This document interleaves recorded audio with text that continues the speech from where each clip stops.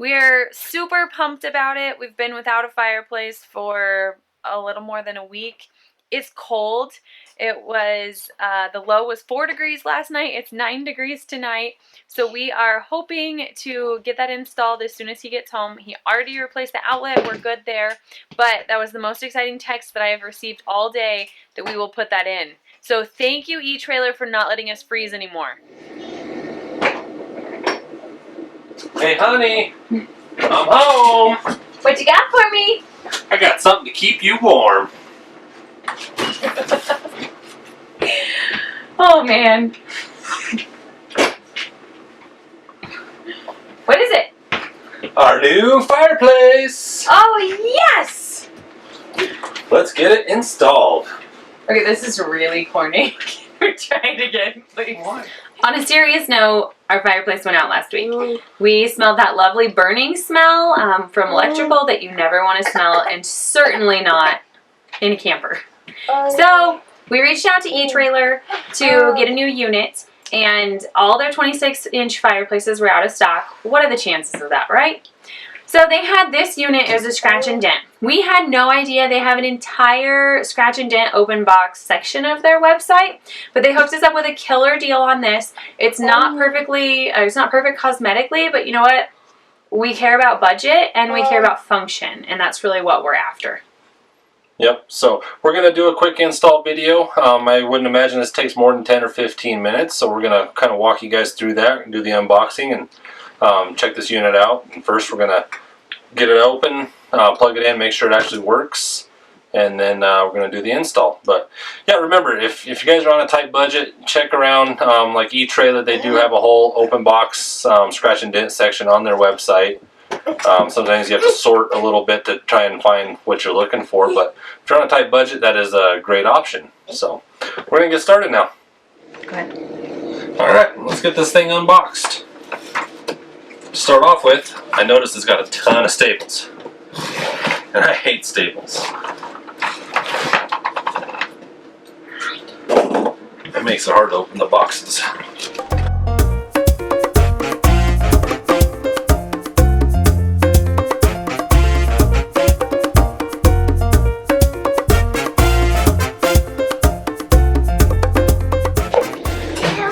There it is.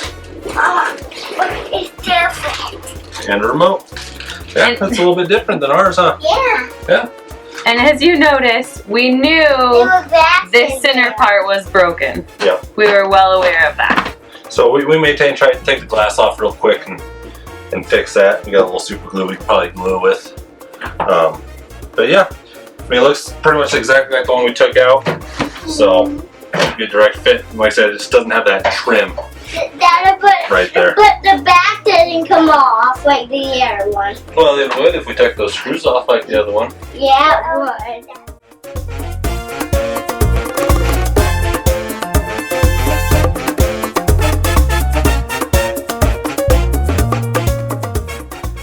Okay, we got the 4 screws off. There is this wire connection right there. But I think we'll be able to get the logs glued without taking that off, since we can get in there.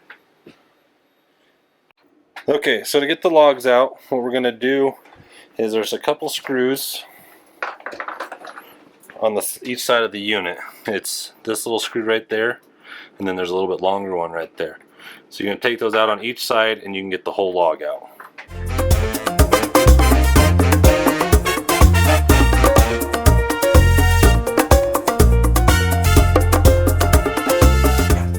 Okay, we got those screws out, so now we should be able to pull the logs out. Nice. So it was in actually 3 pieces. A few other little cracks in there. But something else I noticed on this unit, these are LEDs down here. In our previous one, they were just regular little lamp bulbs. Yeah, incandescent bulbs. So that'll help save a little electricity and, you know, potentially not get as hot either. We had a couple on the other one that were burnt out, and one was just hanging out by the wires, so that should be a little better. So we're going to start with the 2-part epoxy here. This is 5-minute epoxy, good on everything, plastic, metal, all that. So we're going to mix some of that up. The key to this stuff is mix it all up real good, let it sit and start to get kind of tacky, and then put the pieces together. Then you don't have to hold them together for as long. So we can get that mixed up now.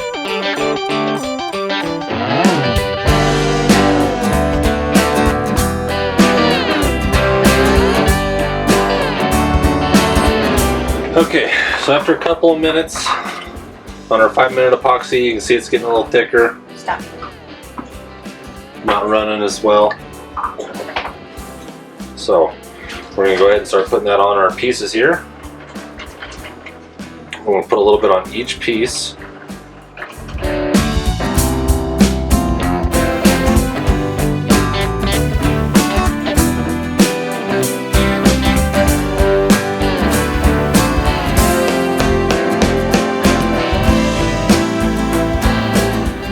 Alright, so while the logs are drying, we're going to go ahead and test it out. We got it plugged in.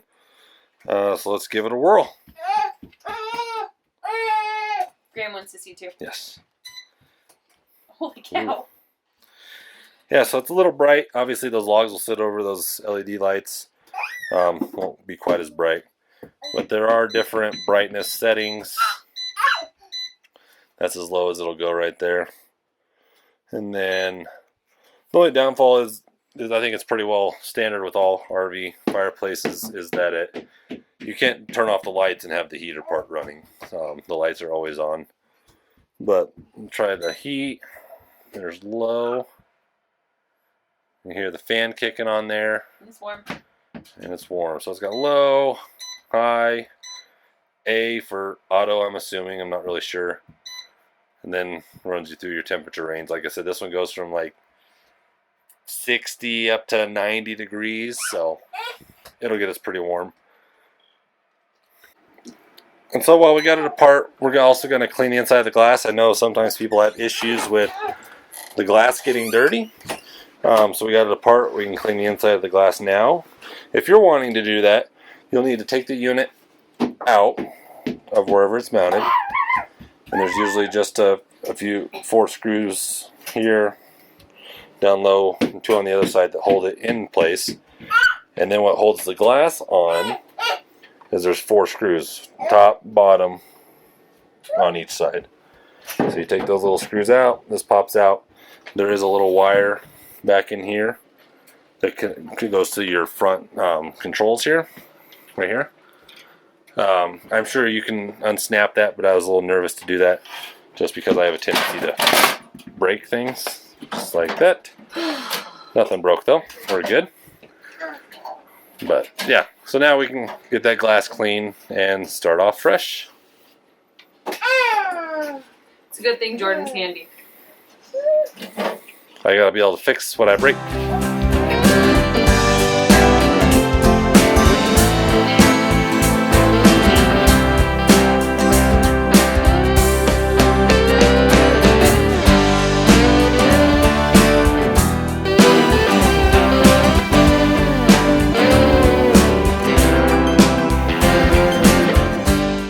Alright, so now we're going to put the glass back on. There is this little proximity sensor here that we got to make sure we get back through the little wire screen. So you can see it there. Oops.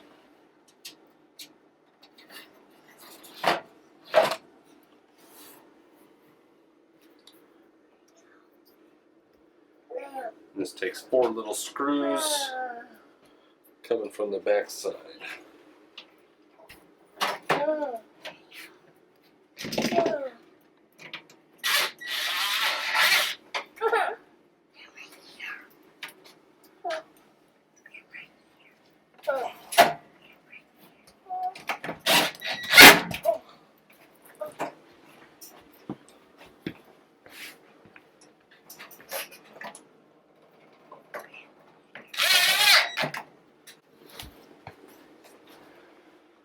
Not bad.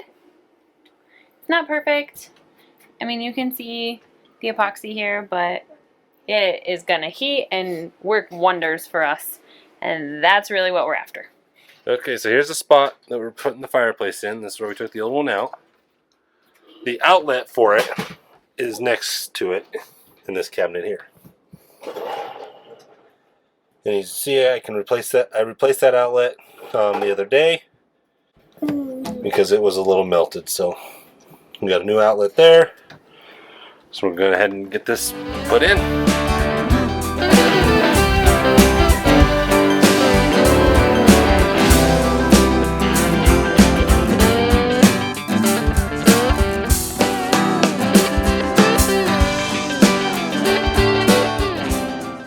So this top part here where we have that gap, that is because it doesn't have the frame piece to go with it. That's one of the things, because it was open box scratch and dent. It didn't have that included, but to us it didn't really matter. We were looking for something to heat this space. The boys' room is right to my left, and we don't have a bunkhouse. We have a rear living, and so we turned the living into their room. Graham is admiring. He approves. And so we just really needed another heat source for down here. Our fifth wheel is, everything is ducted up to the master up in like the tongue, the overhang of the fifth wheel part, and not down here. So we needed the heat for back down here for the living room and also for where the boys sleep. Okay, so our opening is about 1/2 inch too wide. I thought when I checked all the dimensions, everything was going to work out right. But that's not the case. So I'm going to turn the camera around here and show you guys what I'm talking about. But it's going to be an easy fix. I just, I can't run a saw. It's 9 o'clock at night already. So we'll take care of that tomorrow. We'll get a couple of boards ripped, and should be a pretty quick and easy fix. Okay, so as you can see, there's just not quite enough to put a screw into. You could probably try and make that work, but I can guarantee you that screw is just going to rip out of there. So we're going to rip that board tomorrow so that it'll work. And we'll just attach it right there to the inside, and that'll give us something to screw the fireplace to. But we can use it as is for now. We'll get the board tomorrow and get it ripped. So you can definitely still see the crack, but that ain't too bad. Like I said, it's cosmetic. It doesn't affect the function of it. But we're going to get that board, put it in there so that we can close up our gap a little bit. And then I think what I'm going to do is get some sort of trim, and we'll just trim this out. We'll just use a couple of screws in here and just trim this all the way out so that it closes it off nicely. I'll probably just paint it black and it'll look like it was meant to be.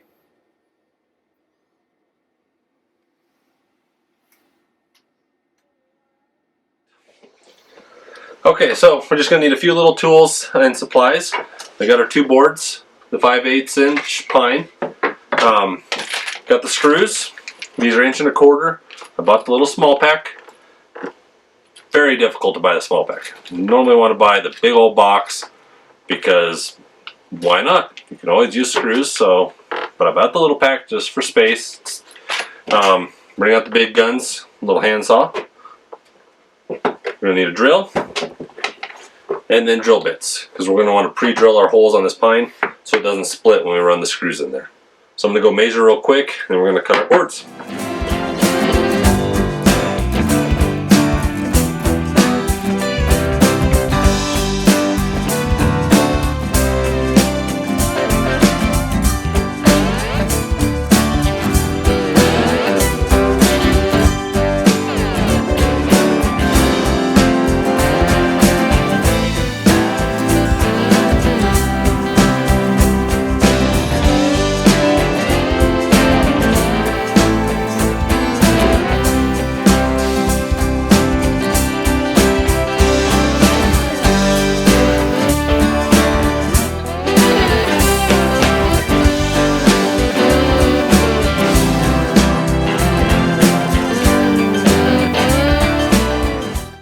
So there's our opening now, just a little bit narrower. So let's see if the fireplace fits and if our holes line up to mount it.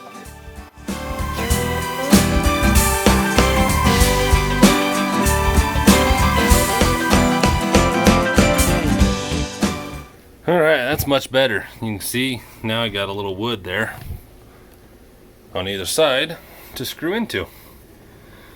So, and it's a good thing I saved the screws from the old fireplace because this one didn't come with any of the hardware. So I got 4 screws here, 2 on each side. We'll get those screwed in now. Okay guys, there it is, all installed. Now obviously, like we mentioned before, we're missing that trim kit. So if you had a similar issue where your opening was a little too big, I mean, that's all you would do. You'd slap your trim kit on there and that would be it. But ours was missing the trim kit, you know, part of that scratch and dent open box thing. Not a huge deal to us. I'm going to try and find some kind of trim that we'll trim it out with and cover up that gap and just those screws. But I mean, as far as function goes, thing works great. So yeah, if you've got any questions, you know, please leave a comment. Reach out to us on any of the social media outlets. We'd be happy to chat with you. Super easy install here though, guys. Well, that was a pretty easy fireplace install. Other than our opening being a little bigger, we were still able to make it work. We want to give a big shout out to E-Trailer. Big thank you to them for hooking us up with the fireplace to do the install video with. So once again, thank you guys for that. If you guys need anything for your rig from top to bottom, front to back, make sure you look up on eTrailer.com. They literally have just about everything you could possibly need. They have stuff for your tow vehicle as well. So give them a look up at eTrailer.com. If you guys are on a budget, they do have that open box, slight cosmetic damage return section on their website. You can sort through there and find some great deals on stuff. As always, make sure you give us that thumbs up if you like what you saw. Leave us a comment. Let us know what you loved. Let us know what installs you've done and your favorite gear from E-Trailer. We would love to check that out too. And we will see you later. Yep, we'll catch you guys on down the road.